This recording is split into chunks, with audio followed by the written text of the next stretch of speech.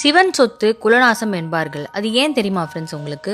இந்து சமயத்தில் பெருமாள், சிவன் என இரு பெருந்தெய்வங்கள் உண்டு. இதில் பெருமாள் பார்ப்பதற்கு பொன் பொருள், ஆடை ஆபரணங்கள், நெய்வேத்தியங்கள் என கண்களை கவரும் வகையில் இருப்பார். ஆனால் ஈசனோ ஜடாமுடியுடன், இடுப்பில் புலித்தோல் தரித்து, உடலில் சுடுகாட்டு சாம்பல் பூசிக்கொண்டு, கையில் திருவோடு ஏந்தி பார்ப்பதற்கு பரதேசி கோலத்தில் இருப்பார். பெருமாளிடம் உலகியலுக்கு தேவையான அனைத்தும் இருப்பதால் அவர் மீது பக்தி கொண்டு மக்கள் வழிபட்டு அவரிடம் கோரிக்கை வைப்பது இயல்பான விஷயம்தான். ஆனால் ஈசன் அப்படி அல்ல. அவர் மீது பக்தியை காட்டினாலும் பயம் வருவதுதான் நிதர்சனம். அவருடைய அலங்காரம் அப்படி. பெருமாளை யார் வேண்டுமானாலும் வணங்கலாம். ஆனால் ஈசனை வணங்க ஈசனே தேர்ந்தெடுத்தால் மட்டுமே அவர் மீது பக்தி கொள்ள முடியும். பெருமாளை வணங்குவது தகப்பனின் கையை மகன் பிடித்து செல்வது போலாகும். தகப்பனின் கையை பிடித்து செல்லும் குழந்தை வழியில் ஏதாவது பள்ளம் வந்தால் கீழே விழுவதற்கு வாய்ப்பு அதிகம். ஈசனை வணங்குவது தகப்பன் குழந்தையின் கையை பிடிப்பது போலாகும்.